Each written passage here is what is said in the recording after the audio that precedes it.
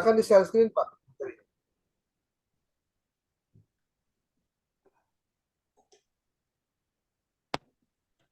Pak Asep Suherman. Pak Ilyas, Ya,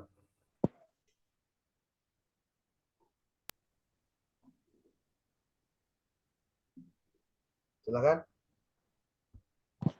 bentar Pak, di-share sama Pak Ilyas. Oke, saya pastikan saya menyimak eh, semua yang terjadi saat diskusi ya. Ya Pak.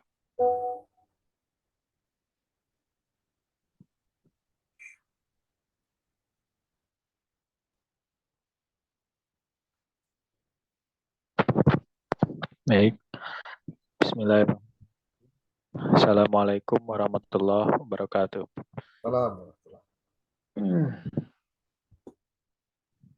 Waalaikumsalam. Mana Pak Ilyas hilang?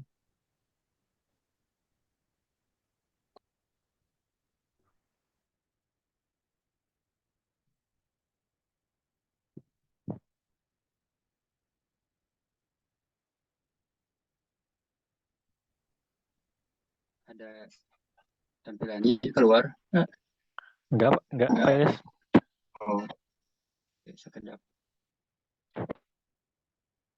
Tadi mah keluar tadi.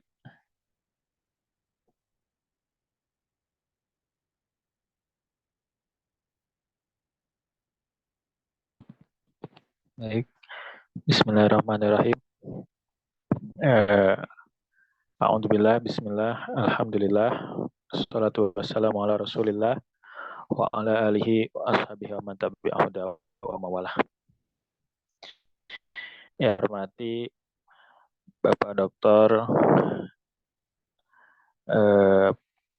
Dr. Mulyawan selaku dosen di perkuliahan psikologi pendidikan, dan saya hormati seluruh para rekan-rekan,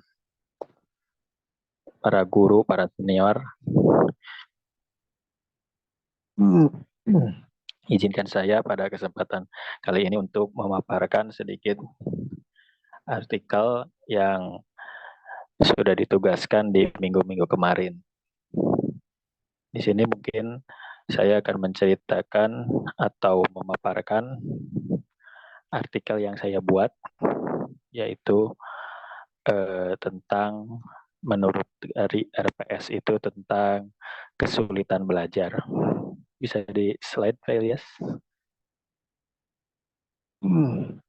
Untuk sedikit memaparkan tentang keseluruhan artikel yang saya buat, di sini saya menggunakan format, kalau melihat dari contoh pembuatan artikel yang Bapak Dr. Mulyawan instruksikan, yaitu kita harus menonton atau melihat contohnya dari ensiklopedianya Ahmad Fauzi. Di situ saya sedikit menyimak. Format yang saya gunakan dari artikel saya itu menggunakan metode atau format IMRAD, yaitu introduction, pendahuluan, terlebih dahulu, kemudian method. Ada metode yang saya gunakan di penelitian saya, kemudian result, hasilnya, hasil dari penelitian saya itu apa, menghasilkan apa, kemudian discussion. Lanjut, Pak Elis. Kemudian di pembahasan atau di judul saya itu judulnya faktor penyebab kesulitan belajar siswa SMK, karena kebetulan tempat saya mengajar itu di SMK Al-Falah. Nah, dan kebetulan di SMK itu saya mengampu pelajaran seni budaya, seni rupa. Kebetulan sekarang sudah mulai bab seni rupa 2 dimensi, yaitu seni rupa membuat gambar. Seni rupa karya 2 dimensi itu berupa gambar, foto-foto atau lukisan-lukisan. Untuk judulnya itu di jurnal saya faktor penyebab kesulitan belajar siswa SMK pada mata pelajaran karya seni rupa 2 dimensi. Nah, saya meneliti tentang faktor apa saja yang menyebabkan siswa itu kesulitan untuk belajar seni rupa.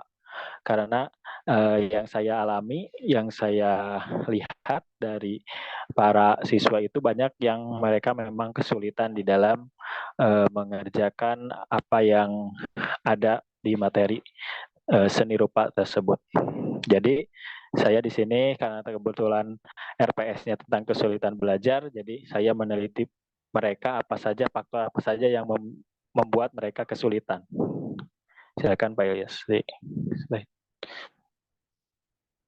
Subjek penelitian ini adalah siswa kelas 10 RPL dan 10 DKV. Jadi di SMK itu jurusan RPL, rekayasa perangkat lunak, dan desain komunikasi visual, yang mengalami kesulitan dalam belajar karya seni rupa 2 dimensi, yang ditandai dengan banyaknya siswa yang mengeluh pada saat mereka mengikuti pembelajaran, yaitu berjumlah sebanyak 49 siswa di antara kelas 10 RPL dan 10 DKP itu rata-rata per kelasnya 25 orang. Jadi kalau digabungin 25-24 lah, jadi 49 siswa. Silakan, Ilyas. Kesulitan belajar itu merupakan kondisi di mana peserta didik itu mengalami hambatan atau gangguan dalam proses pembelajaran atau dalam mengikuti proses pembelajaran. Penyebabnya itu bisa berasal dari faktor internal siswa maupun dari faktor eksternal siswa, dan dari berbagai jenis kesulitan belajar itu sendiri.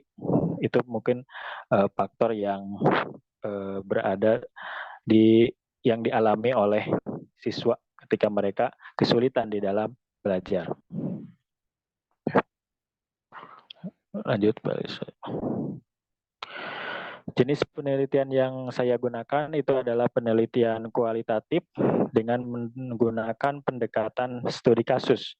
Adapun pengumpulan data pada penelitian itu berdasarkan dengan hasil observasi, pengamatan langsung, karena saya juga mengajar langsung, jadi saya amati, observasi langsung, kemudian wawancara, dan saya juga menanyakan kepada beberapa siswa apa yang menyebabkan mereka kesulitan di dalam belajar, dan sekaligus saya juga amati gitu.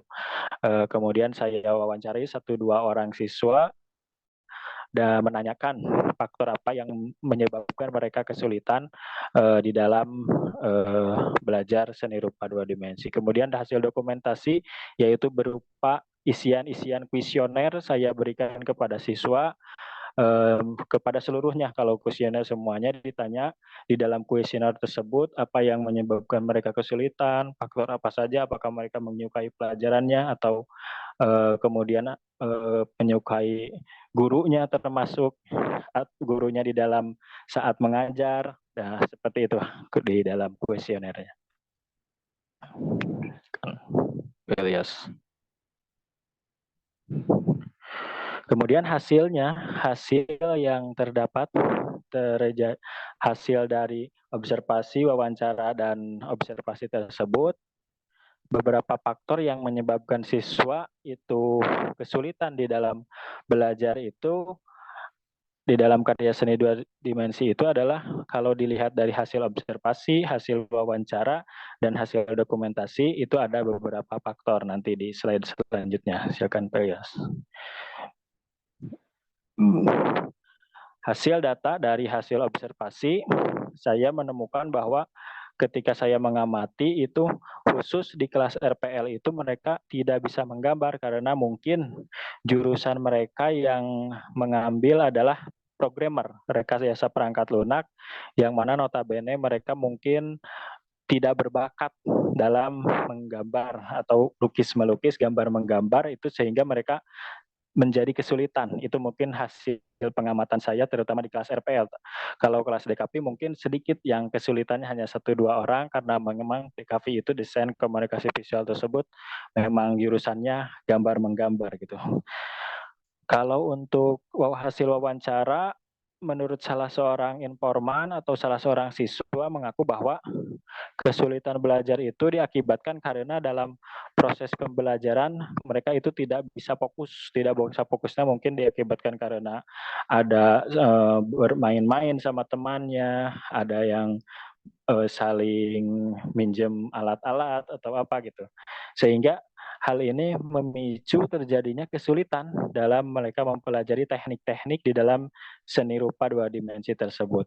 Sehingga mengakibatkan mereka menjadi sulit dan malas untuk melanjutkan menggambar. Silakan. Kemudian dari hasil dokumentasi, dari hasil angket yang saya berikan, dapat diketahui bahwa dari 49 siswa tersebut, sebanyak 20 siswa, artinya 49% siswa menjawab kurangnya fasilitas menggambar. Alat-alat gambar itu kurang yang digunakan pada saat pembelajaran itu sehingga mereka menjadi kesulitan di dalam menggambar itu menurut 40% siswa. Kemudian sebanyak 16 siswa, artinya 33% dari siswa keseluruhan itu menjawab bahwa faktor guru lah yang membuat mereka kesulitan. Guru itu terlalu tugasnya katanya sulit, memberikan tugasnya terlalu sulit. Kemudian mungkin ada metode-metode guru pun yang kurang, inovasinya kurang di dalam metode pembelajarannya. Kemudian sebanyak 12 siswa atau 26% siswa itu menjawab mereka tidak memiliki bakat di dalam menggambar. Silakan. Yes. Jadi, dapat disimpulkan bahwa faktor siswa kesulitan dalam pembelajaran seni rupa dua dimensi di SMK Al-Falah yang saya lakukan, penelitian yang saya lakukan itu pertama, faktor kurangnya peralatan atau alat-alat penunjang untuk membuat gambar, seperti halnya pensil, pensil warna, spidol, media kertas, dan lain sebagainya itu mungkin kurang. Kedua, faktor guru seperti metode dalam pembelajaran, metode cara mengajarkannya, kemudian pembelajaran kurang dipahami oleh siswa, kemudian waktu pun itu mungkin kurang gitu untuk menggambar tersebut, untuk membuat karya seni itu hanya 3 jam itu kurang. Kemudian ketiga, faktor tidak ada minat dan bakat menggambar dalam diri siswa sehingga mereka menjadi kesulitan. Selanjutnya. Nah, itu mungkin sedikit pemaparan tentang hasil penelitian saya dari kesulitan belajar siswa tersebut. Begitu mungkin Pak yang bisa saya sampaikan laporannya. Assalamualaikum warahmatullahi wabarakatuh. Waalaikumsalam warahmatullahi wabarakatuh. Waalaikumsalam warahmatullahi wabarakatuh. Ya, silakan dilanjut yang lain.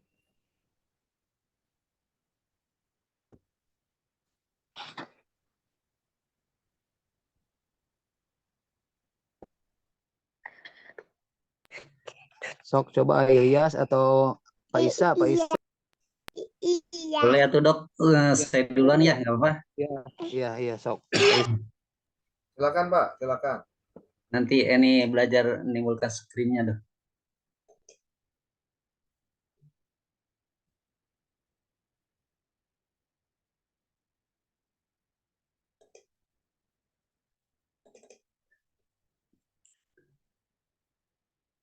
Ya baiklah, bismillahirrahmanirrahim. Assalamualaikum warahmatullahi wabarakatuh. Yang kami hormati Pak Dr. Mulyawan, dosen pembimbing kami. Di sini saya akan belajar memaparkan tugas yang Bapak berikan. Adapun sesuai RPS yang Bapak berikan di dalam RPS, yaitu tentang metode pembelajaran atau berkarakteristik. Ini kami ngambil judulnya mungkin agak lain dok ya.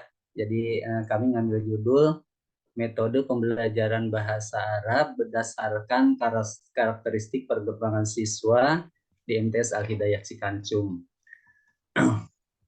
Sebentar, Pak Isa, kebagian tema tentang apa Pak?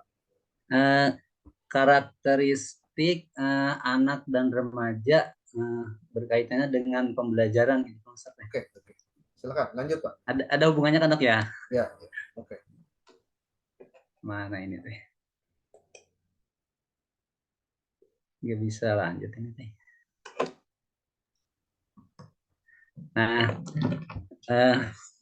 dalam pembelajaran bahasa Arab, ya, itu sebagian siswa dianggap sebagai pembelajaran yang sangat sulit, gitu ya. Sehingga banyak siswa yang memiliki nilai kurang dalam pembelajaran bahasa Arab. Banyak hal yang mempengaruhi masalah tersebut. Di antaranya adalah mungkin salah satu faktor mereka malas atau sulit bahasa Arab, mungkin salah satunya adalah dalam metode pembelajaran. Metode pembelajaran yang baik itu akan menghasilkan hasil yang baik pula. Karena dianggap bahasa Arab itu bahasa Arab atau momok yang sangat menakutkan bagi anak, ya susah. Apalagi kalau latar belakangnya itu dari SD, ya. Kalau yang dari MI sih ya rada lumayan udah mengenal dari awal. Kemudian tujuan penelitian ini adalah untuk menganalisis metode yang sesuai dengan karakteristik perkembangan siswa agar bisa menghasilkan kualitas pembelajaran yang lebih baik, gitu, tujuan pembelajarannya. Nah, kemudian metode yang digunakan dalam penelitian ini adalah metode kualitatif dengan teknik pengumpulan data, observasi, kemudian wawancara, dan studi dokumentasi. Ya. Tanya anak satu-satu bagaimana dalam pembelajaran bahasa Arab, kemudian didokumentasikan. Adapun teknik analisis data itu menggunakan data reduction, data display, dan yang terakhir kesimpulan dan verifikasi. Nah, dari hasil penelitian ini menunjukkan bahwa ada beberapa metode yang dianggap cocok digunakan dalam pembelajaran bahasa Arab berdasarkan karakteristik perkembangan siswa. Di antaranya adalah setelah disimpulkan sebagai berikut. Yang pertama, untuk kelas 7 itu karakteristik siswa pada jenjang ini cenderung masih kekanak-kanakan dan masih dalam proses adaptasi dengan lingkungan remaja maksudnya. Sehingga metode yang cocok adalah metode snowballing, ya, atau metode bernyanyi. Dia jadi anak pertama kali belajar bahasa Arab itu diajak bermain seolah-olah mereka itu sedang bermain padahal mereka itu sedang belajar. Contohnya misalkan si anak membuat satu kosakata, misalkan huwa, huma, atau baitun, babul, segala macam lah. Kemudian digulung-gulung seperti anak bermain, kemudian dikumpulkan di misalkan di depan kelas, kemudian dilempar si kertas tersebut terkena pada satu orang. Kemudian kertas itu dibuka, kemudian misalkan dia dapat mendapat bagian huwa, apa artinya? Oh, itu huwa artinya dia. Kemudian bagian dia lempar lagi terus sampai anak itu seolah-olah sedang bermain, tetapi akhirnya dia menguasai tahu bahwa arti baitun itu adalah rumah, sehingga dianggap belajarnya dianggap menyenangkan. Bisa juga dengan metode bernyanyi misalkan, ya, karena masih kekanak-kanakan, jadi mereka dianggap di bawah bernyanyi itu lebih gampang hafal, lebih senang, ya. Contoh misalkan di bawah bernyanyi aena di mana, min dari mana, maaf wa man siapa, dan seterusnya. Nah, ini kan setiap belajar begitu masuk ditanya dia langsung hafal arti-arti itu, ya. Mungkin seperti dulu kita belajar ngaji wujud kidamba komuholapa, itu seperti itulah kurang lebih. Jadi anak lebih hafal dengan kosakata. Untuk kelas 7. Kemudian untuk kelas 8 itu karakteristik siswa pada jenjang ini adalah cenderung lebih dewasa, ya, dan mulai melepaskan jiwa kekanak-kanakannya, dan mulai tumbuh jiwa aktualisasi diri, sehingga metode yang dianggap cocok adalah metode tebak kata, ya, tebak kata dan metode qiraah tarzamah misalkan, ya. Ini ada Pak Heri, ini pakarnya bahasa Arab. Contohnya misalkan dengan cara tebak kata itu si anak ke depan misalkan 6 orang, kemudian dia menulis sebuah misalkan taruhlah Ghurfatul kamar mandi misalkan ya, Ghurfatul Ghusli. Nah, dia mempraktekkan bagaimana posisi dia itu seperti seolah-olah sedang berada di kamar mandi. Nah, si anak yang lain itu memperhatikan, menebak apa sebenarnya yang sedang dia lakukan. Kemudian ada yang menjawab, oh itu Ghurfatul Ghusli misalkan. Atau misalkan si anak sedang beraktivitas, misalkan sedang mencangkul atau apa. Kemudian ditebak seseorang sedang apa itu misalkan. Oh itu misalkan falahun, seorang petani boleh. Ya seperti itulah tebak-tebak kata. Atau dengan cara qiraah terjemah ya, membaca kemudian diterjemahkan, membaca terjemahkan. Seperti itu. Itu untuk kelas 8. Jadi tidak lagi diajak bernyanyi atau diajak bermain karena mereka sudah ya lumayan dianggap sudah mulai tumbuh remaja. Kemudian yang ketiga untuk kelas 9, karakteristik siswa pada jenjang ini adalah para siswanya sudah sepenuhnya matang ya, dari segi kepribadian, sehingga sudah tidak ada lagi jiwa kekanak-kanakan dan sudah mulai matang dari segi kognitif, sehingga metode yang cocok yang digunakan pada jenjang ini kelas 9 yaitu adalah dengan cara metode diskusi. Anak dikasih misalkan ya kosakata atau terjemahkan, kemudian didiskusikan, kemudian dipresentasikan di depan. Ya seperti itulah untuk karakteristik untuk kelas 9. Kata kuncinya metode pembelajaran bahasa Arab perkembangan siswa. Nah selanjutnya perkembangan anak dan remaja. Nah, proses perubahan kuantitatif dan kualitatif individu dalam rentang kehidupannya, mulai dari masa konsepsi, masa bayi, masa kanak-kanak, masa anak, masa remaja, sampai masa dewasa. Itu adalah perkembangan anak dan remaja. Nah, selanjutnya perkembangan anak dan remaja. Suatu proses perubahan dalam arti individu atau organisme baik fisik atau jasmaninya maupun psikis atau rohaniah menuju tingkat kedewasaan atau kematangan yang berlangsung secara sistematis, progresif dan berkesinambungan. Itu adalah perkembangan anak dan remaja. Selanjutnya masih perkembangan anak dan remaja, proses perubahan kuantitatif dan kualitatif individu dalam rentang kehidupannya, mulai dari masa konsepsi, masa bayi, masa kanak-kanak, masa anak, masa remaja, sampai masa dewasa. Kembali itu ya salah. Nah, kemudian perkembangan anak dan remaja itu dibagi menjadi 3. Yang pertama, satu yaitu perkembangan anak usia dini, mulai dari bayi atau balita. Kemudian yang kedua perkembangan anak usia sekolah, yaitu antara lain anak sekolah TK dan SD. Kemudian perkembangan anak remaja, yaitu anak sekolah SMP atau MTS. Nah, karakteristik perkembangan anak usia dini itu karakteristiknya lebih cenderung yang pertama aktif dan energik. Yang kedua, rasa ingin tahunya sangat kuat. Yang kemudian yang ketiga, eksploratif. Segala dipegang, segala ingin tahu, segala dibanting, segala macam lah anak. Kemudian yang keempat, spontan. Yang kelima, senang dan kaya dengan fantasi. Kemudian yang keenam, daya perhatian yang pendek. Nah, kemudian karakteristik anak usia sekolah. Yang pertama, fisik motorik yang lincah. Kemudian yang kedua, kognitif mulai berkembang ke arah konkret atau rasional. Kemudian yang ketiga, perkembangan bahasa dengan banyaknya pemudaharaan kata. Kemudian yang keempat, perkembangan emosi, mulai belajar mengendalikan emosi. Kemudian yang kelima, perkembangan sosial, mulai menjalin hubungan sosial yang baik. Nah, selanjutnya karakteristik perkembangan remaja itu diantaranya ada beberapa perkembangan. Yang pertama perkembangan kognitif, kemudian yang kedua perkembangan identitas diri, yang ketiga perkembangan sosial, ya, mulai bersosialisasi dengan masyarakat, kemudian yang keempat perkembangan emosi.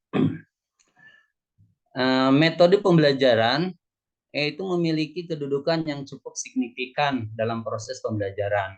Metode yang cocok itu akan menghasilkan kualitas pembelajaran yang baik. Kemudian karenanya pemilihan metode pembelajaran itu harus disesuaikan dengan karakteristik perkembangan siswa. Selanjutnya, metode pembelajaran.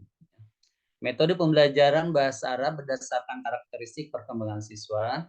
Untuk kelas 7 yaitu metode snowballing, metode bernyanyi. Kemudian yang kedua kelas 8 itu dengan cara metode tebak kata atau juga metode qiraah wa tarjamah. Kemudian yang ketiga kelas 9 adalah metode diskusi. Mungkin itu saja Dok, ada teman-teman yang bisa kami paparkan. Mohon koreksi atas kekurangannya. Itu saja. Nilai topik wal hidayah. Assalamualaikum warahmatullahi wabarakatuh. Salam warahmatullahi wabarakatuh. Tepuk tangan buat Pak Isa. Aduh, mana ini tuh screen-nya keluar. Ya, dilanjut Pak. Lanjut. Siapa lagi yang belum? Sok yang belum silahkan. Pak Fikri. Ini mana ya tadi? Atau Pak Asep, Pak Ilyas, boleh. Pak Sarip atau Pak Sarip? Mana itu?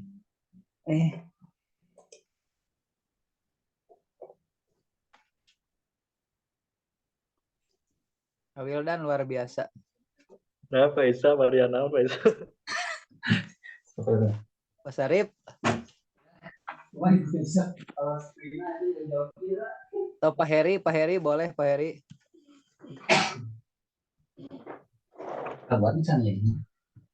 Itu di LED aja Pak Isa di stop. Pak Isa di atas ada tulisan stop. Ada. Kira mananya? Di luhur. Bagus, salah bagus, semangat bagus. Iya, ya. Di luhur Pak Isa, aya. Yes, iya. Terus keluar bagus. Atos.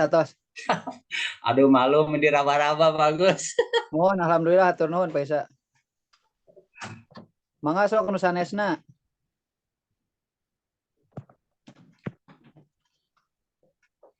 Ilyas, bade Ilyas. Pak Heri. Tapi Pak Asep, Pak Asep. Berbagi. Kita Pak Sarip berbagi. Oh, Pak Sarip bade. Sanes waktu. Sebagus salah. Atos abi mah Pak Sarip teu acan pisan. Bisi bosen abi wae.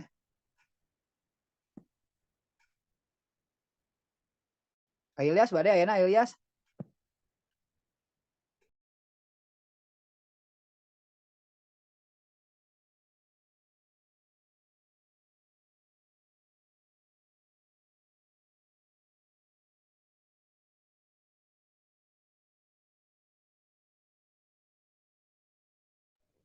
Silakan. Siapa? Pak Ilyas, Pak. Bade Pak Ilyas.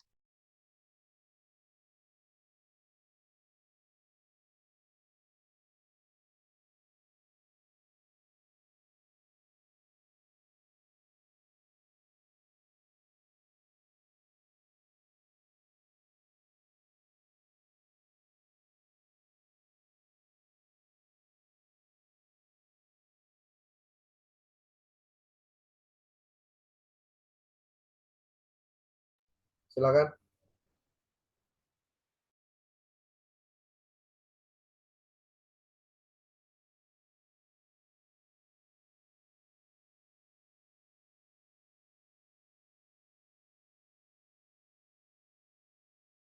Enggak tuh Pak Asep, Pak Ilyas.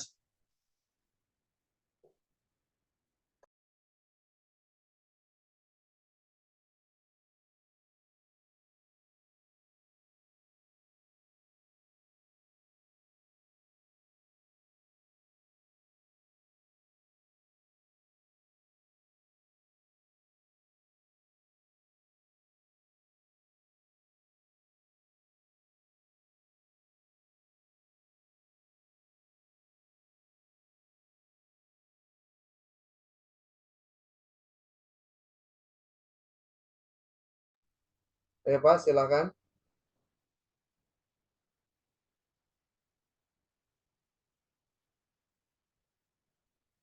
Oh Ilyas tampil heula we Ilyas.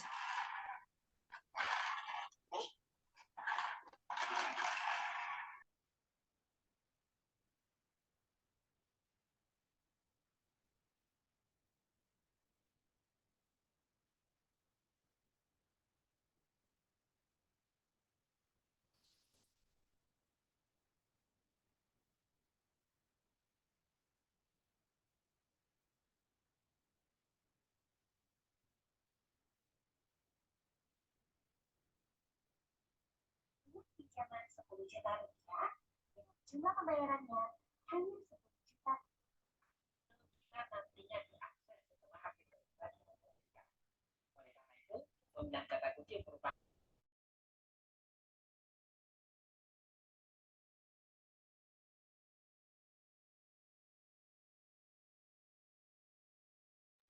Tuh Pak, kumaha teh? Siapain? Ilyas bade Ilyas.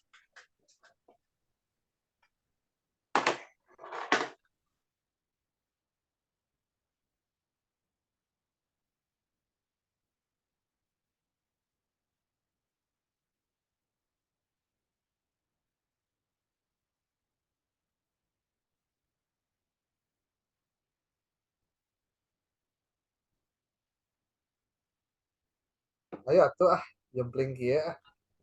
Ya, Pak. Kebetulan ini sedikit gangguan. Ya Pak. Siapa? Saya Pak coba, Ilyas. ya.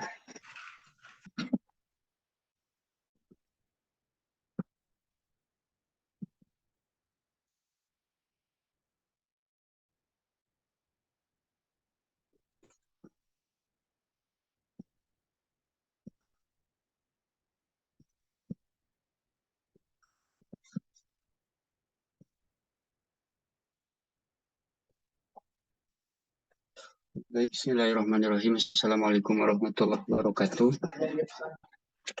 Warahmatullahi wabarakatuh. Waalaikumsalam warahmatullahi wabarakatuh. Ya, di sini saya akan coba mempresentasikan hasil dari short research mengenai analisis perkembangan kognitif dan implikasinya pada pemahaman konsep hadis dhaif siswa Madrasah Aliyah.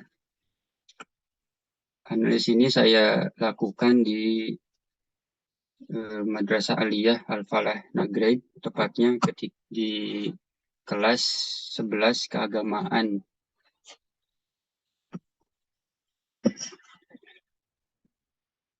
Pendahuluannya manusia yang merupakan makhluk hidup yang dapat berperan sebagai suatu objek dan subjek, karena manusia adalah makhluk yang menarik serta memiliki tingkat yang paling tinggi di antara makhluk hidup yang lainnya.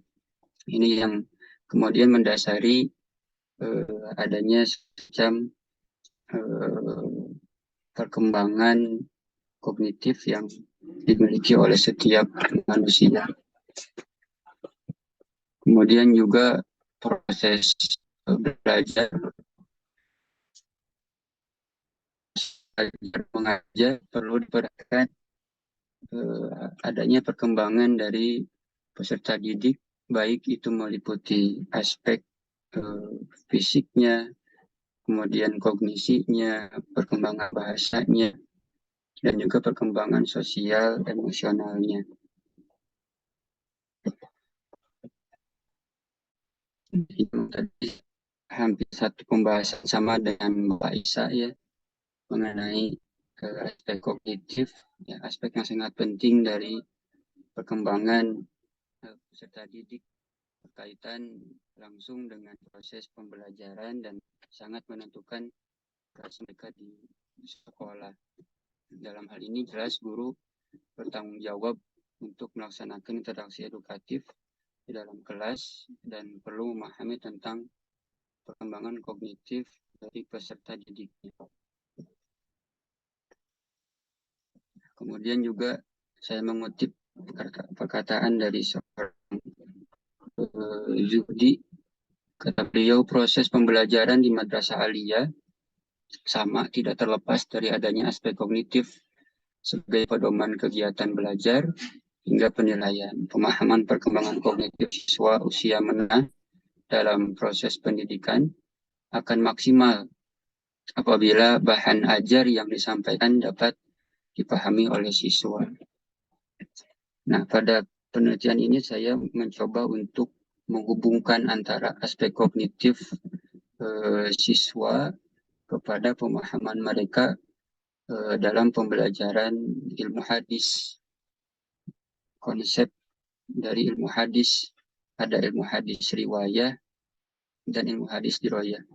Bagaimana mereka bisa untuk mengulang konsep yang telah disampaikan oleh guru, kemudian juga bisa menunjukkan pembahasan-pembahasan apa saja yang dikaji dalam keilmuan hadis itu, kemudian juga bisa memberikan contoh mana hadis-hadis yang memang makbul, diterima, sahih atau hasan, maupun hadis yang mardud, tertolak, yang masuk ke dalam pengklasifikasian hadis dhaif. Kemudian juga terakhir mereka bisa untuk mengklasifikasikan berbagai macam pembagian dari hadis dhaif yang kesemuanya berjumlah ada 23. Metode penelitiannya metode penelitian kuantitatif sebagaimana yang diungkapkan sebagai prosedur penelitian yang menghasilkan data deskriptif berupa kata-kata tertulis atau lisan dari orang-orang dan perilaku yang dapat diamati. Jadi saya mencoba untuk memberikan semacam soal stimulus kepada siswa, ada pretest dan posttestnya. Kemudian juga beberapa dari siswa saya ajak untuk bisa diwawancara mengenai pemahaman mereka tentang materi yang sedang atau sudah disampaikan oleh guru. Ini adalah hasil dari kemampuan dari pemahaman materi tentang hadis dhaif dari 56 siswa bisa diklasifikasikan siswa yang menyatakan, yang mampu untuk menyatakan ulang konsep dari hadis dhaif itu sebanyak 53%. Kemudian siswa yang mampu untuk menunjukkan objek dari pembahasan mengenai hadis dhaif itu sebanyak 60%. Kemudian siswa yang mampu untuk memberikan contoh dari konsep hadis dhaif itu sebanyak 51%. Kemudian ada 2 poin yang sangat kecil persenannya, yaitu mengenai kemampuan untuk menyajikan konsep dalam berbagai bentuk, menunjukkan berbagai macam jenis hadis-hadis yang dhaif. Kemudian yang terakhir, mampu mengklasifikasikan, membeda-bedakan antara suatu ciri hadis dhaif dengan hadis-hadis yang lainnya. Ini hanya menghasilkan 35% saja. Secara keseluruhan, kemampuan atau pemahaman siswa kepada materi hadis dhaif itu hanya 47,4% saja. Ini ada 2 foto mengenai proses pembelajaran ilmu hadis di kelas. Dan kesimpulannya, berdasarkan hasil dari observasi yang telah dilaksanakan, memang siswa masih banyak yang belum menguasai seluruh dari indikator pemahaman konsep dari hadis dhaif. Nah, yang kesusahan ini terlihat dari soal yang tidak sempurna dijawab, kemudian juga banyak keluhan-keluhan dari siswa mengenai pemahamannya. Didasarkan dari satu pemahaman mereka mengenai kosakata bahasa Arab, kemudian juga dan juga kurangnya variasi dari metode yang disampaikan oleh guru kepada siswa, sehingga memang hubungan antara perkembangan kognitif dengan pemahaman konsep hadis terlihat jelas bahwa siswa yang mempunyai perkembangan kognitif yang baik, menghasilkan pemahaman konsep hadis yang baik pula. Begitupun sebaliknya, siswa-siswi yang perkembangan kognitifnya tidak terlalu baik, maka terlihat dari pemahaman konsep dari hadis dhaifnya yang tidak terlalu baik pula. Mungkin sekian dari saya. Terima kasih. Assalamualaikum warahmatullahi wabarakatuh. Wabarakatuh. Ada lagi?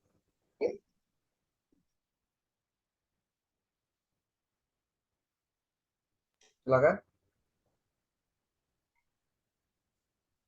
Kata siapa? Ibu positif besar. Ini dia contohnya. Silakan, Mbak.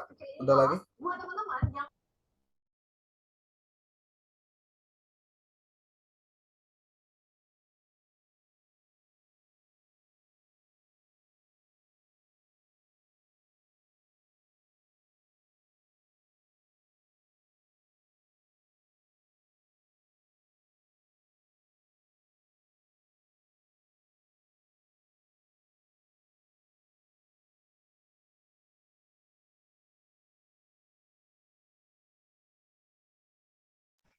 Mungkin 3 dulu, Pak.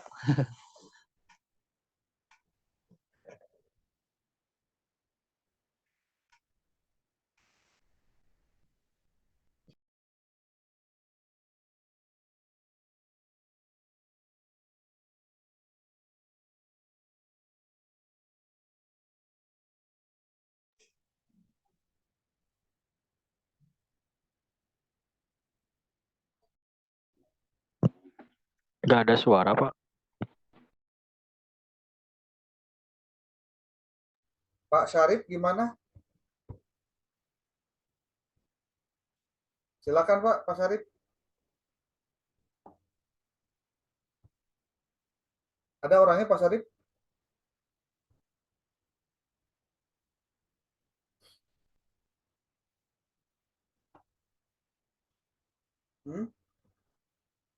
Kedengaran Pak suaranya Pak? Ada Pak, ada.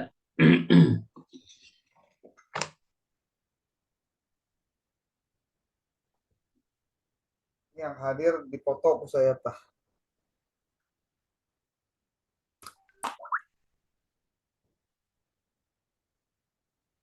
Ada yang mau disampaikan lagi Pak?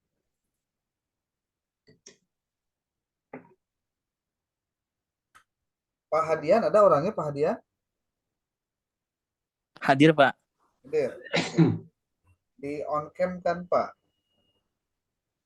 Ini Pak siapa lagi ini? SD Alpalah siapa? Saya Pak Syarif Hidayat. Oh Pak Syarif, silakan Pak Syarif.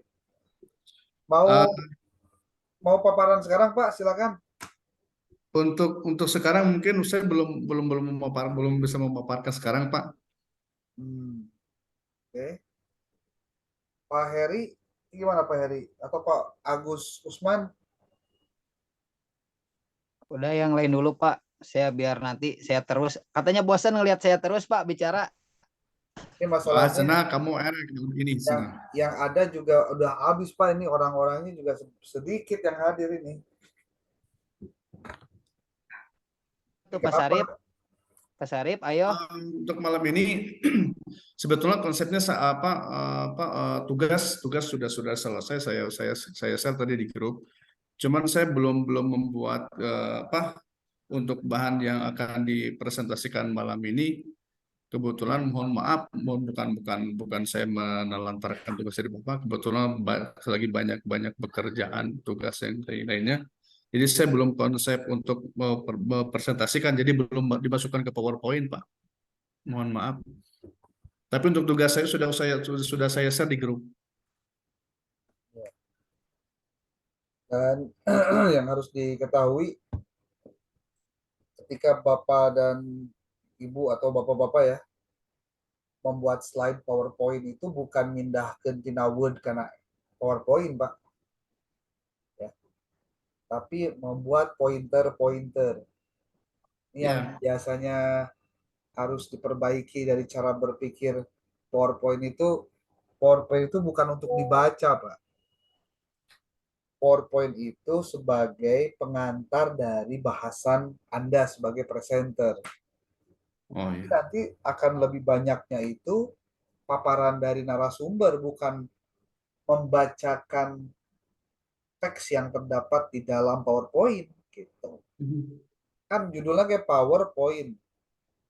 Power to kekuatan, point to point lah. Jadi kekuatan poin. Jadi hanya apa ya sebut itu pengantar lah, coret-coret Pak.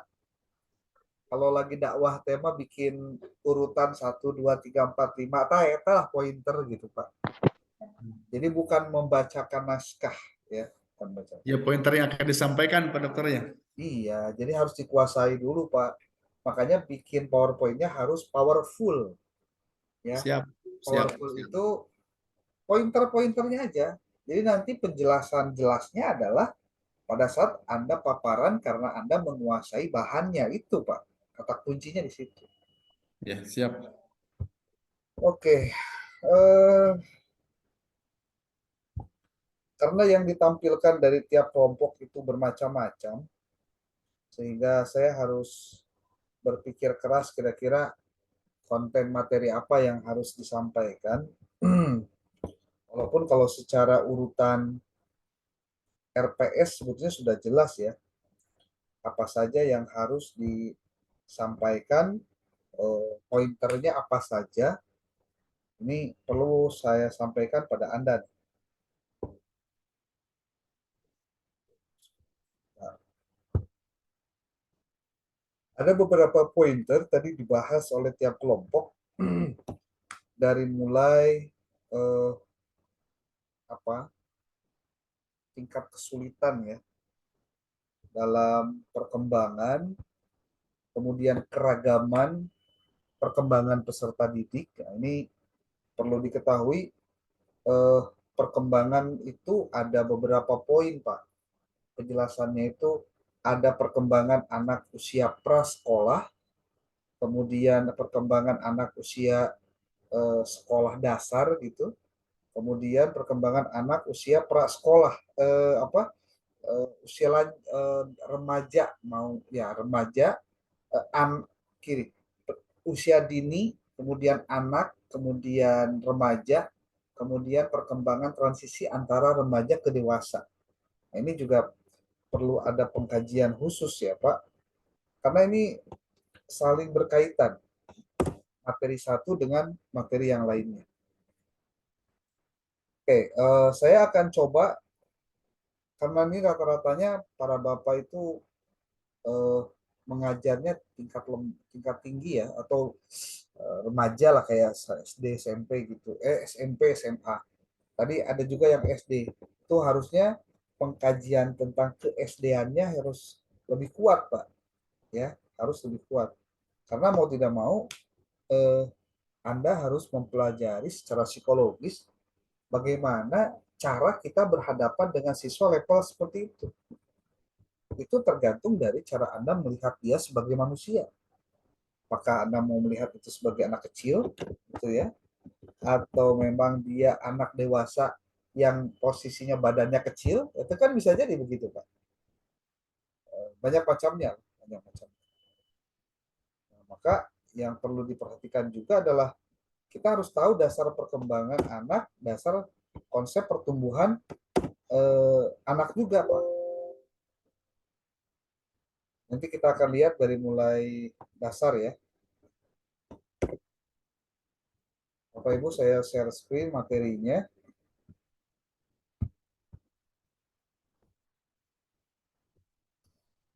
Nah,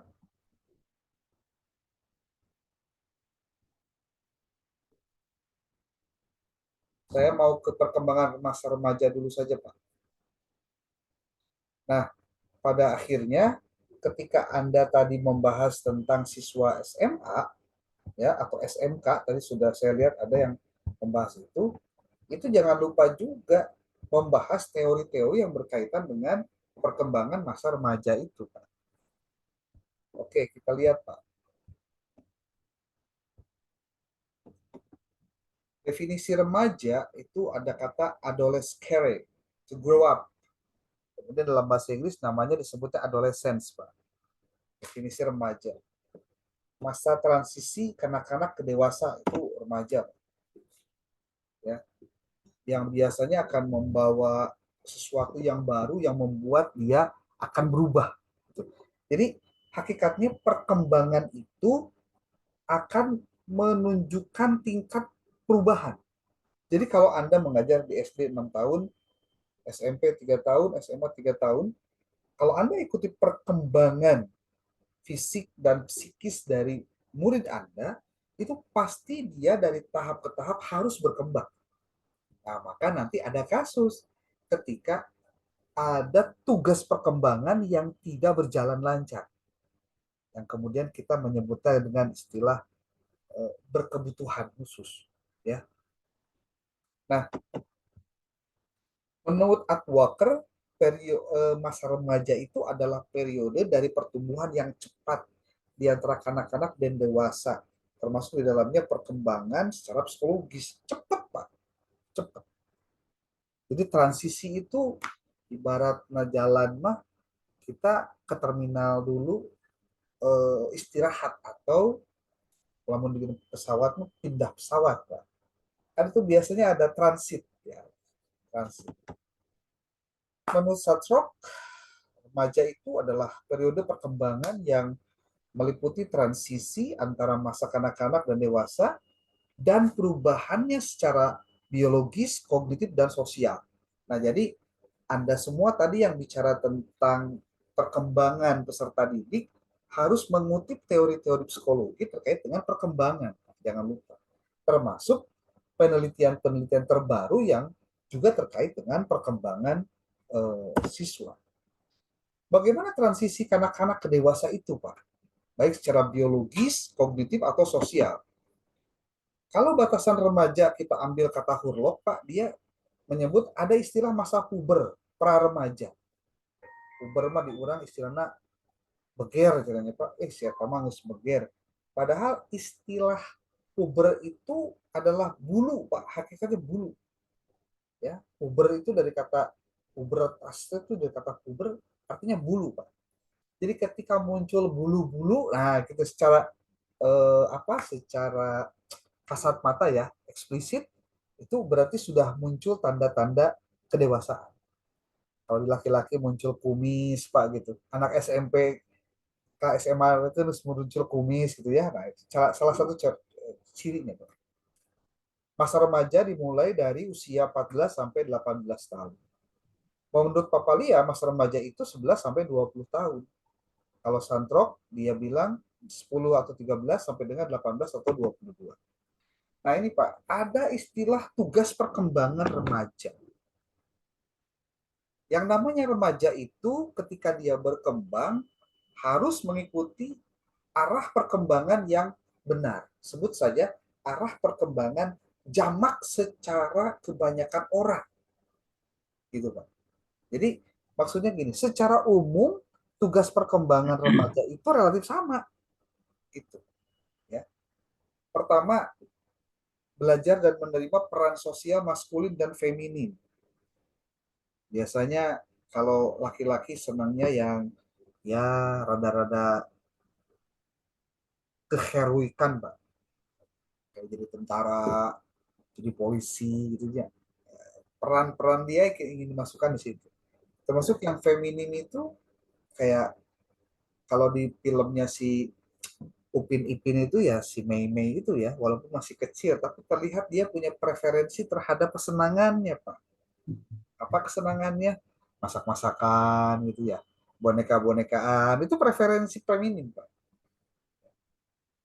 Tugas perkembangan remaja yang kedua adalah tercapainya hubungan baru yang matang dengan teman sebaya atau sejenis, baik sejenis ataupun lawan.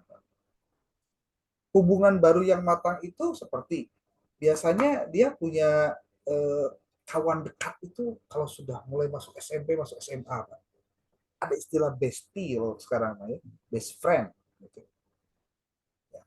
Baik, nah, kalau yang lawan jenis, di situ mulai Pak, nanti ada di bawah itu, ada kemandirian emosional, Pak. dari orang tua dan orang dewasa lainnya untuk menghargai perkembangan dan eksistensi dia sebagai remaja yang mau masuk ke dewasa. Gitu. Kemudian tugas perkembangan remaja juga adalah memilih dan menyiapkan karir atau pekerjaan. Ya, paling tidak kalau bicara karir berarti termasuk juga di dalamnya adalah pendidikan. Ya. Kemudian mempersiapkan kehidupan pernikahan dan berkeluarga. Nah, ini karena tingkat kedewasaan itu penting untuk ditanggapi dengan serius, Pak. Karena momentumnya hanya sekali. Ya, jadi kan sampai anak-anak kita masuk ke usia remaja, dia tidak terlalu banyak informasi, ilmu pengetahuan, atau pengalaman yang membuat dia seperti ada di tengah-tengah hutan belantara, seperti orang asing, Pak. Itu kejadian. Karena apa? Mungkin orang tuanya, maaf ya kalau bahasa sekarang tuh tabu bicara secara berdua terkait dengan contoh kesukaan terhadap lawan jenis, kemudian eh, punya teman dan punya kegiatan-kegiatan sendiri contohnya. Itu kan bagian dari dia memang berkembangnya begitu, Pak. Jiwanya memberontak, itu memang jiwanya remaja ya. Dan tapi dia harus ingat bahwa dia harus punya skill, dia harus punya kompetensi juga yang itu bisa dijadikan sebagai jalan hidup karir dia dan juga untuk kehidupan keluarganya kelak. Kemudian mempersiapkan kehidupan pernikahan dan berkeluarga, lalu mulai memiliki tanggung jawab untuk terlibat dalam aktivitas kemasyarakatan. Maka di sini pentingnya anak-anak muda atau remaja itu terlibat dalam organisasi, Pak. Jadi kalau Anda merawat siswa SD mau masuk SMP, SMP mau masuk SMA, itu harus ada kepastian bahwa dia itu banyak terlibat dalam organisasi-organisasi yang bisa meningkatkan self development dia dan perkembangan human relationship dia dengan orang lain. Gitu. Kemudian memperoleh seperangkat nilai etika sebagai petunjuk perilaku. Biasanya ada bahasa gini, nggak boleh gitu ya, kamu udah gede loh. Nah gitu Pak. Itu ditanamkan hal begitu. Ayo segera sholat, karena kamu sudah punya tanggung jawab sendiri terhadap sholatmu. Kalau kamu tidak sholat, Allah sendiri yang akan memberikan catatan amal buruk padamu. Dia kenapa diberikan nilai-nilai seperti itu? Karena secara usia dia sudah harus menerima itu sebagai tugas perkembangan remaja. Kemudian siap untuk masuk dan diterima di kelompok sosial dewasa.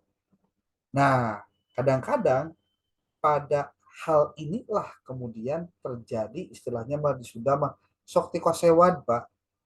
Sok tisirele.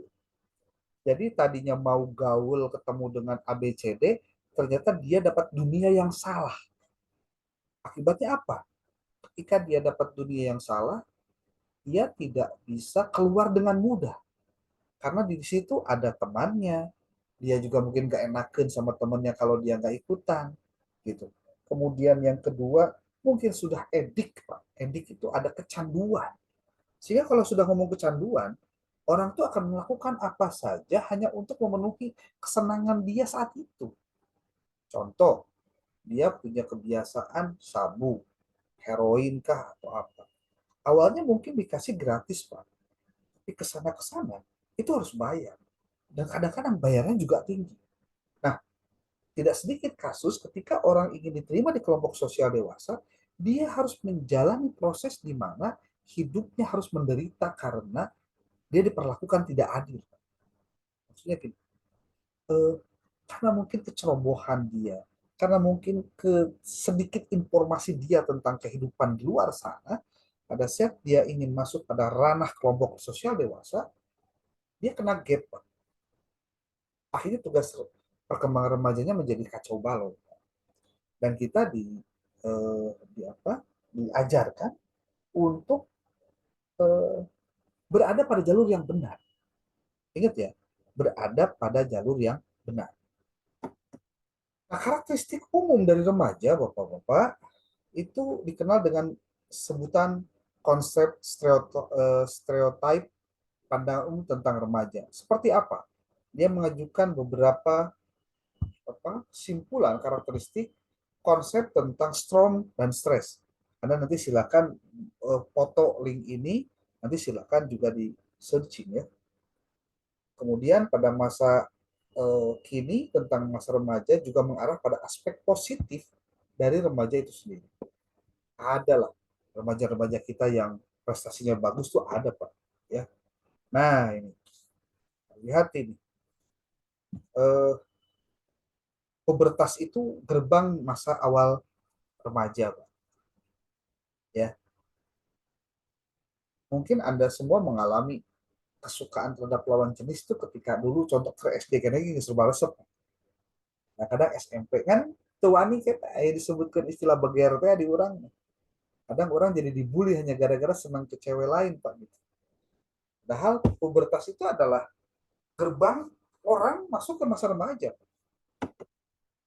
Itu ditandai dengan akhirnya ciri-ciri yang sifatnya sosio-emosional. Tapi muncul sisi biologis.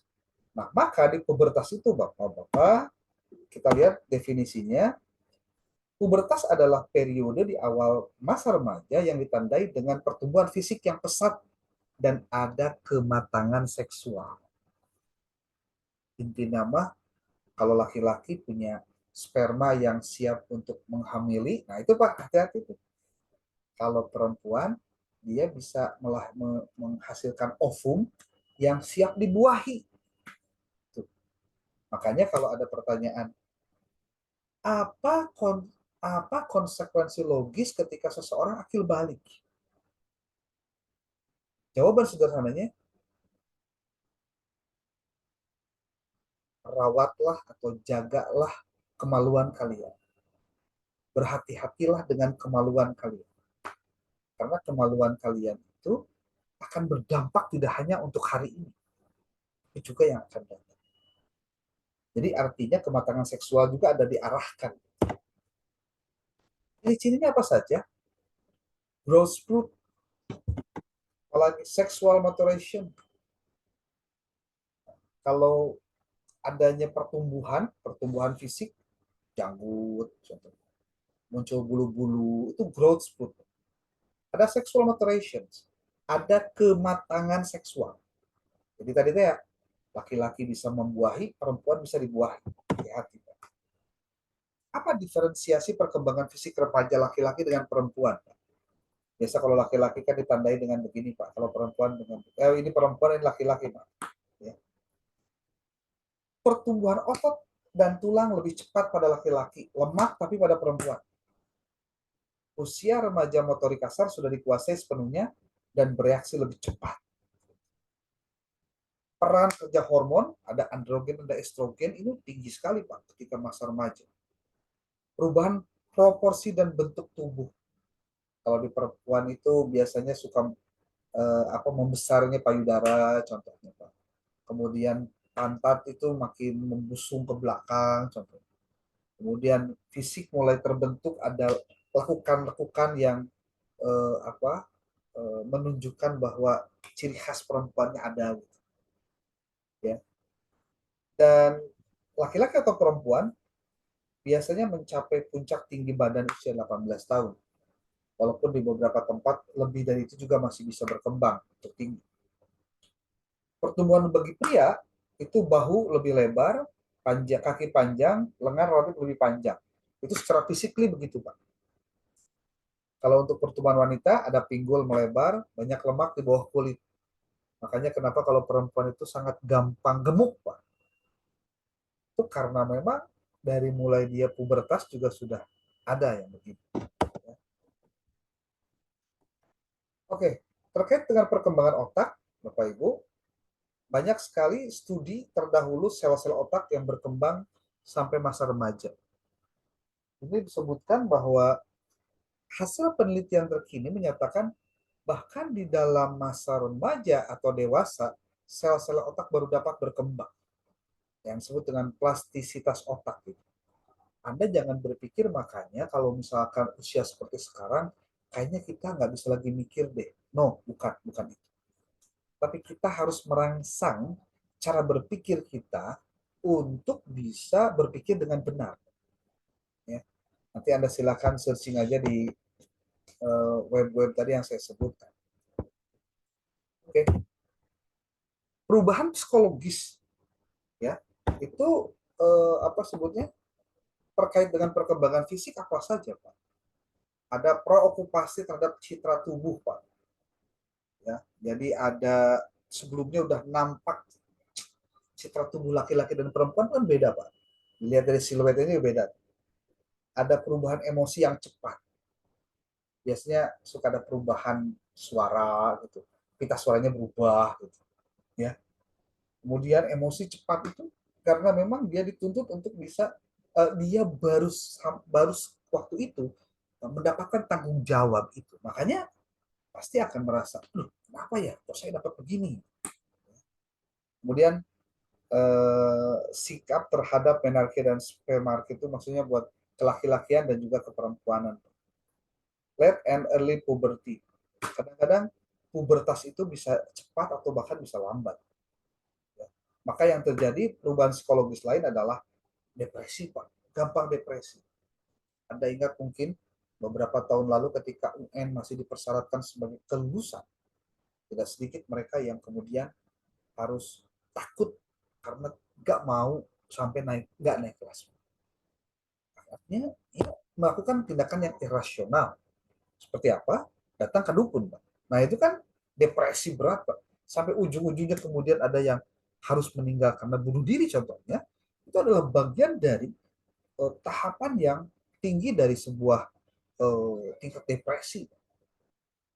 Kemudian muncul obesitas. Obesitas itu kegemukan lah. Artinya tidak sesuai dengan taraf perkembangannya. Gitu, ya. Dan terjadinya gangguan pada pola makan. Ya biasa, Pak. Kalau awal-awal itu yang namanya usia-usia muda, makan pasti banyak. Pak. Karena mungkin tuntutan perkembangan fisik juga. Gitu ya. Oke, Bapak Ibu, itu sebagai pengantar saja dari paparan saya. Saya untuk selanjutnya akan mengecek semua tugas-tugas Bapak Ibu yang terkirim di grup ini untuk saya download. Nanti saya akan cross check apa saja yang harus disiapkan kembali untuk yang belum. Ya.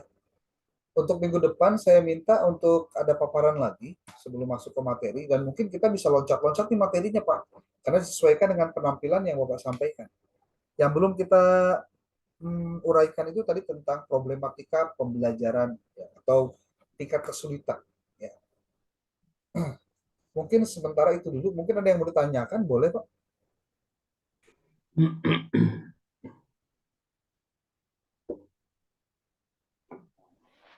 Ada, boleh? Pak boleh bertanya Pak terkait dengan Silakan, Pak. perkembangan psikologis dan perkembangan fisik. Ini Pak, di sekolah pun memang nggak apa ya,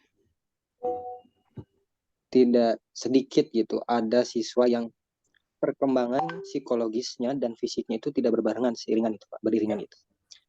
Nah, gimana cara penanganannya terhadap anak yang misalkan perkembangan fisiknya atau pertumbuhan usianya misalkan yang sekarang itu di aliyah sekitar usia 16 sampai 18. Tapi untuk perkembangan psikologisnya atau kedewasaannya itu masih di usia SMP gitu 12 sampai 15. Nah, kalau dari psikologi memang kan penanganannya lebih ke pribadi apa ya. Tapi yang saya ingin tanyakan itu dalam pendidikan itu Pak, metodenya seperti apa gitu. Ya. Begitu, Kalau Pak siapa barusan tuh? Fikri Pak. Fikri. Problem terbesar dari lembaga pendidikan yang menyelenggarakan pendidikan inklusi itu adalah bahwa inklusi itu artinya digabungkannya antara anak-anak normal dengan anak-anak berkebutuhan. Itu problemnya adalah di kelas gurunya jangan satu, itu satu. Jadi ada dua Pak. Ya. Kemudian yang kedua, tujuan dari belajarnya pun adalah tujuan untuk bersosialisasi, untuk menumbuhkan confidence bahwa dia juga adalah bagian dari masyarakat luas. Jadi kita tuh harus mengukur dulu bahwa tingkat psikologis atau secara psikis si anak ini beda dengan teman-temannya yang lain. Ketika dia di satu tempat kan, maka kita harus tahu apa target dari belajar dia. Jadi belajar dia itu nggak bisa disamakan dengan pembelajaran kepada orang-orang yang sebutlah ada yang normal, ada yang berkebutuhan. Nah, kalau untuk yang berkebutuhan sendiri itu memang memerlukan pendekatan khusus tentang bagaimana cara pembelajarannya. Dan ini hanya bisa dilakukan ketika Anda belajar di apa sebutnya mungkin di tempat-tempat yang lain seperti panti asuhan atau CLB. ada SLB contohnya belajar gitu ya, atau belajar jadi guru inklusi contohnya. Hanya dengan itu makanya di satu kelas yang digabungkan antara yang berkebutuhan dengan yang normal itu harus ada 2 guru yang mendampingi. Dan harus ingat, Pak, bisa nggak kira-kira yang berkebutuhan itu mengejar yang normal? Kalau secara waktu mungkin bisa saja, walaupun mungkin lama. Artinya gini, ketika yang berkebutuhan nyampe pada kemampuan yang dimiliki oleh eh, anak normal di waktu itu, tapi anak normal yang lain mungkin pengetahuan, keterampilan dan juga kemampuannya lebih lebih jauh lagi gitu. Jadi sebenarnya problemnya di waktu sebetulnya. Kita sering beriringan untuk menyusul, ya. Tapi kalau dilihat dari sisi waktu kayaknya nggak bakalan kesusul karena yang normal pun sebutlah begitu ya itu juga akan mempercepat dirinya untuk terus lebih lebih kencang lagi gitu maksudnya Pak. Jadi ceritanya gimana caranya ya caranya si gurunya harus belajar tentang teknik mengajar siswa yang berkebutuhan itu. Nah, makanya kemudian ada sekolah inklusi. Kenapa itu di launchingkan itu supaya anak-anak yang sekolahnya di tempat yang sebut SLB yang kayak gitu berkebutuhan itu tidak dianggap sebagai warga negara kelas 2 karena memiliki keterbatasan. No, itu hanya problem eh, takdir yang tidak bisa dipilih, Pak. Kita tuh dipilihkan, bukan memilih, Pak. Walaupun pada akhirnya memilih juga, ya kita sendiri yang menentukan, tetapi pada akhirnya itu kembali kepada capaian jiwa kita sendiri. Jadi seperti itu mungkin jawabannya ya. Kalau tidak puas, boleh nanyain ke mana lagi dah, ya. Oke. Baik, Pak. Terima kasih, Oke. Pak. Tentu dari uraian barusan, Pak, perlukah guru PAI atau guru sekolah itu juga belajar tentang bagaimana caranya berkomunikasi dan merawat atau mengajarkan kepada anak-anak yang berkebutuhan? Ya, saran saya namanya belajar mah boleh kali ya. Karena kan kita tidak tahu, Pak, kapan keuntungan dari ilmu itu kita ketika pelajari. Makanya jangan lupa belajarlah, banyak berdoa. Itu aja, Pak. Jangan banyak ngabisin waktu untuk hal yang nggak penting. Apalagi, ya mohon maaf, kalau Anda kan model sekarang kan kuliah malam, besok ada kuliah lagi, terus ada kuliah lagi. Padat sekali. Memang waktu Anda itu harus dipadatkan begitu, Pak. Supaya apa? Supaya tidak ada kesempatan orang lain merebut mimpi Anda untuk berkembang sesuai dengan tugas perkembangan. Tah dengerin Pak Isa, dangukeun tah. Ya. Jadi kalau maaf Pak, kalau kita banyak menghilangkan waktu dengan percuma, mungkin istilahnya kita normal sih. Tapi tingkat ketercapaian kita menuju ke tahapan berikutnya jadi lambat akhirnya, Pak. Itu. Karena apa? Kita berusaha untuk meluangkan waktu untuk hal-hal yang mungkin hanya kesenangan. Kalau dulu mah mungkin ketika anak kecil kita nggak, ketika anak ya kita nggak nyampe ke pemikiran situ Pak. Tapi ketika sudah dewasa begini kan, bahasanya kalau bukan karena faktor kesadaran dirinya, itu nggak mungkin dia itu bisa melakukan perubahan Pak. Makanya tingkat orang-orang dewasa itu perlu menyadari dirinya gitu Pak. Dia harus sadar diri gitu. Makanya biasanya alat ukur kesadarannya dengan usia biasanya Pak. Kalau Gusti Allah mah ingetannya lebih ekstrim lagi Pak. Kalau muncul ada putih di rambut Pak, nah itu kan ciri nanti Pak. Kare. Atau rambut sudah ada yang rontok-rontok gitu ya. Ya walaupun istilah rontok yang bodas mah kan lain karena Kesulitan kumaha abi Pak. Pak. Kadang-kadang ku naon katanya sih banyak makan jeroan atau memang karena loba pikirannya. Loba pikiran teh loba Pak. Loba hutang, loba nu ngudag-ngudag gitu ge sarua apa Dengan loba pojol pikiran. Pak Isa mah Pak. Yes, bodas bagus. Jadi stres Pak. Jadi kepala tuh panas gitu. Jadi sina akar rambut nanti jadi ngegolotrok jadi bodas tete akar nanti gitu. Maka Pak Isa mah sampai kata damang ceneta. Untung walaupun kerontok oke. walaupun di beberapa kasus ada juga Pak yang apa ya ini yang tidak pakai obat contohnya ya itu secara fisik masih tetap hitam contohnya itu ada Pak tapi bukan berarti tidak ada pengingat yang lain seperti berkembang usia usia bertambah kalau dalam bahasa Quran itu kan apa waman nu'amiru nakisu fil kholqi nah gitu Pak barang siapa yang kami panjangkan usianya maka akan kami kurangi nikmat kejadiannya jadi itu adalah bagian dari cara diingatkan sebetulnya. Jadi secara psikologis kalau orangnya menyadari tentang dirinya, dia akan tahu bahwa ada tanda-tanda tertentu dalam dirinya yang tidak harus dia dengarkan dari orang lain.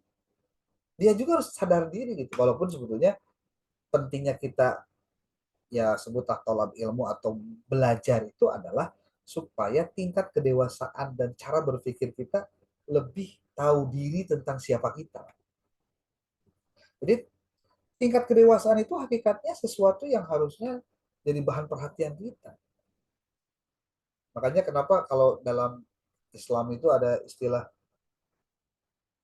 orang cerdas itu adalah orang yang mengingat mati. Karena orang yang mengingat mati, bagaimana dia tidak cerdas? Dia tidak ada waktu untuk mikirin orang lain, kejelekan orang lain, nasib orang lain, harta orang lain. Nggak ada waktunya untuk hasud contohnya. Karena apa? Dia sendiri lebih sibuk mikirin diri sendiri, Pak. Apa amal saya bakal bisa membawa saya ke surga? Apa waktu usia saya sekarang itu bisa ya dengan ibadah yang kita lakukan hanya biasa-biasa, tapi kita selalu berharap surga, kira-kira realistis nanti? Kalaupun tidak realistis, kira-kira gimana caranya nyogok Gusti Allah supaya takdirnya jadi merubah kita itu bisa masuk surga, contohnya gitu Pak. Padahal amalnya petot Pak. Gitu. Nah itu kan juga jadi bahan cara berpikir untuk kedewasaan. Gitu. Bahkan kalau saya dulu ketika ngaji itu dikasih tahu Pak, cedak kolot mah hati-hati, loba penyakit B, batuk, buduk, gitu. Boson, Pak. Boson teh ngocor wae Pak yang kacai gitu. Beser, Pak. Beser mah yang kacai teh yang pipis, Pak. Boson mah yang ke toilet wae. Kadang-kadang penyakit tadi itu belikan, Pak. Ya, belikan, kolot mah kan sok belikan, Pak. Jadi mun enak sok orang sok belikan teh cilina urang teh geus kolot sebenarnya, Pak. Gitu. Nya tengah ngerjakeun tugas terlambat beli kita banyak. Ya, sama kasus lain, Pak. Gitu. Jadi hal-hal yang seperti itu sebetulnya yang harus disadari oleh kita. Jadi kalau tadi saya berbicara tingkat perkembangan, walaupun tingkat perkembangan itu tadi ada anak kecil, remaja, dewasa, hakikatnya setiap waktu kita itu berkembang. Cuma ada yang berkembang sesuai dengan tugas perkembangan, ada yang berkembang mungkin ada kelambatan. Atau orang normal saja itu bisa beda antara satu orang dengan orang lain. Makanya da orang manggis dewasa, cara kita menyikapi itu adalah yuk bareng-bareng kita harus sadar diri, harus mengukur diri juga bahwa tugas perkembangan belum selesai, Pak. Gitu. Oke. Ada yang mau ditanyakan lagi, Pak? Boleh? Boleh bertanya, Pak? Boleh, Pak. Ini Pak, dalam memahami perkembangan anak gitu ya. Nah, terkadang kan kita itu ada kalanya jadi pendengar gitu ya. Ya. Ada kalanya kita juga ya jadi pembicara. Karena kan begini, kita kan sebagai seorang guru selalu berusaha bagaimana caranya ketika anak didik kita ngadu kepada kita itu ya merasa nyaman intinya Pak ya. Ketika dia masuk ke ruangan kita dan ke ruang dalam keadaan harus senang, keluar pun harus dalam keadaan senang kan gitu ya. Nah, ini kiat-kiatnya Pak yang ingin saya tanyakan ke Bapak, apakah ada trik-trik khusus gitu ya. Maklum kan, abi kan panarosan Pak itu ya. Ya. Ya dan kiat-kiat lah kan gitu. Tiga dukun wae. Cicing, terbayar kuliah ya teh. Yang pertama, Pak, saya sarankan untuk zaman sekarang beda dengan zaman dulu, Pak. Zaman dulu tuh maksudnya zaman-zaman dulu Anda ketika sekolah gitu, Pak ya. Jadi jangan sampai hanya gara-gara kita punya niat baik, tapi cara kita tidak elok, tidak sesuai metode yang benar, itu dipersepsi orang jadi buruk, Pak. Dan boleh jadi itu menambah masalah buat kita. Contoh Pak, contoh. Kalau Anda ngajar di sekolah dasar nih ya, kan anaknya masih pada kecil, Pak. Itu kadang-kadang yang namanya anak kecil kayak anak perempuan itu, kan kak guru nanti si kakak kolot apa? Kadang-kadang sok mangkep, kadang-kadang sok naon teh diuk clek we dina naon dina ping-ping contohnya atau aku mahal. Nah, mungkin kalau zaman sebelum-sebelum rame-rame masalah pelecehan, masalah perundungan dan lain-lain, itu belum terjadi yang begitu, Pak. Tidak akan jadi masalah. Tapi kalau sekarang itu bisa jadi masalah. Apalagi contohnya kalau ya mohon maaf eh, ada dokumentasi, Pak, baik film atau video atau apal atau kamera itu bisa jadi ke kitanya jadi bumerang. Awalnya kita mau niat baik, mau nolong kah, mau ngasih ngasih pandangan baik lah atau gimana, tapi ternyata orang di luar sana memberikan persepsi yang buruk. Syukur-syukur kalau mereka tahu bahwa yang kita lakukan benar, Pak. Gimana kalau nggak tahu tapi kemudian kitanya dituduh? Nah, yang tadi Pak Agus Usman sampaikan, ya sepertinya kita perlu hati-hati kalau mungkin dengan lawan jenis, Pak. Walaupun itu anak kecil, komode anak SMA mah Pak, kade hati-hati. Ulah usabab mana mah geulis, usap gitu tak kade Pak, hati-hati. Bisa jadi modus ya. Lajan di imah pemajikan boga ge Pak, da keukeuh datang ke sekolah menempon leuwih ngora da hayang teh. Beda Pak. Pak Isa eta mah Pak. Patuk gitu. Pak Agus sering patuk. Jadi Pak Agus.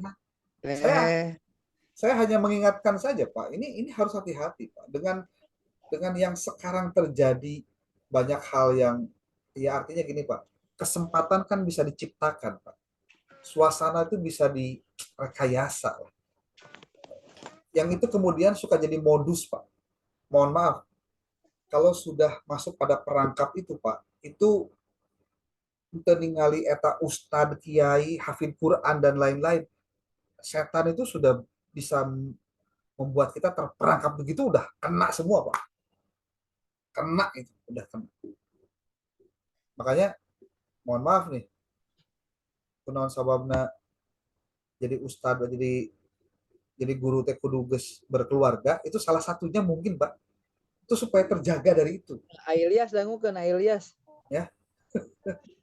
Bukan lain udah kasar saya mah ya. Itu memang kasusnya begitu Pak. supaya kita buru-buru, bahasa saya begini, kita terjaga dari pandangan yang membuat kita bisa terjebak, karena zaman sekarang beda dengan zaman dulu, Pak. Iya. Kalau sekarang ada CCTV di mana-mana contohnya. Oh, mau gimana, Pak? Mungkin awalnya budak konsultasi si Pak konsultasi tungtuna jadi curhat. Nggak curhat teh kalkah nyaman jeung urang. Kan jadi liar Pak nanti kapan majikan urang nanti. Terus ngaweka contoh Bapak Saya kumahanya contohnya komo lamun budak nanti geus video call contohnya yang saking hayang. Nah, makanya di sini Pak perlu hati-hati. Bagaimana membatasi diri sebagai guru yang memberikan konseling dan tidak lebih daripada itu. Karena kalau kita lebih daripada itu, nanti dia akan anggap kita memberikan perhatian lebih juga buat dia. Jangan-jangan kondisinya akan membuat dia akan lebih nyaman dengan kita sehingga pada posisi yang sama kita terjebak dengan suasana ditinggalkan budak bisi stres gara-gara orang, jangan-jangan bunuh diri gara-gara kejadian jeung orang contoh sakumaha apa. Kan lebih baik kemudian kita jernihkan suasananya. Gitu. Jadi kalau saya sih buat bapak-bapak yang kebetulan sekarang nih ngajar di madrasah atau di sekolah, saya pikir kita sudah banyak dipertontonkan dengan berita-berita di luar sana tentang bagaimana nasib dunia pendidikan terkait perbuatan-perbuatan sebagian oknum guru yang begitulah, Bapak juga pasti tahu. Ya. Karena memang itu jebakan Batman setan tuh gede banget Pak di syahwat itu Pak. Da inges urusan syahwat mah punten Pak. Tenempo anu geus kawin, tenempo anu can kawin, tenempo ieu teh budakna sabaraha hiji bogana henteu Pak. Di situ syahwat berjalan, setan masuk, selesai sudah. Ambiar Pak. Ambiar.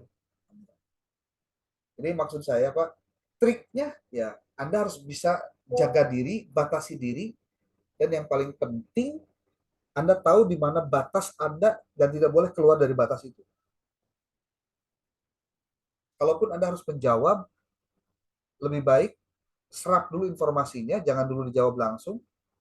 Anda cari dulu informasi kepada orang tuanya ataupun warga sekitarnya, ajak ngobrol mereka sebagai bagian dari solusi bahwa sebetulnya solusi untuk anak Bapak itu bukan saya saja sebagai gurunya, tapi Anda sebagai orang tuanya, Anda sebagai walinya. Jadi tidak semua berjalan kita yang jadi Superman ya Pak, gitu. Karena jangan sampai cenah si Bapak eta mah teu asik cenah. Naon naon cara penyampaiannya kayak gitu. Oh, boleh jadi kitanya tidak friendly, Pak. Berarti kita harus tahu dunia anak. Karena kalau masuk di dunia sekolah itu Pak, persekolahan ya, SD, SMP, SMA gitu. Jangan membawa dunia kita ke mereka, Pak. Tapi kitalah yang harus masuk ke dunia mereka. Makanya kenali siapa teman dekat dia. Kalau misalkan teman ya, teman dekatnya siapa, bergaulnya dengan siapa, biasanya aktivitasnya apa, itu harus tahu. Demikian Pak Agus, mudah-mudahan tidak puas. ya, sebab kasusnya dulu gini Pak, ya ada anak ya, nggak tahu saya teh kalau ibunya teh janda. Nah akhirnya malahan gini kata anaknya, ya udah Pak, waktu saya belum nikah dulu ya, waktu usia 26-an lah dulu saya ada, sekarang mah udah mau ke 50 ini teh.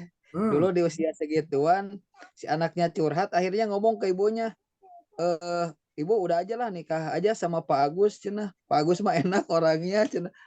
Akhirnya jadi kayak gitu. Oh kata saya teh, aduh iya mah kacau budak teh kan gitu. Nah ya hal-hal yang seperti itu Pak. Kalau sudah nyaman begitu Pak. Jadi takutnya gini, awalnya minta masukan, akhirnya minta masukin, itu yang paling bahaya kan ya. Bisa aja bagus. Benar, Pak benar, Isa. Pak. Jangan ditiru itu mah. Ya, benar Pak. Hari pananyaan bisa wae. Makanya prinsip nama hirup Pak ulah leleuwieun Pak. Terus ulah hayang leuwih gitu. Intinya mah gitu Pak. Ulah leuwihkeun jeung sok ulah hayang leuwih. Sebab mun aya leuwihna jeung leuwihkeun eta kan pasti ujungna teh jadi trouble Pak, trouble itu, trouble. Yang saya pernah alami itu kadang-kadang gini deh, anak itu Pak melihat kita, siswa melihat kita, itu ekspektasinya besar Pak, harapannya gede banget. Makanya Anda harus bisa memposisikan diri sebagai manusia biasa Pak. Itu aja posisinya.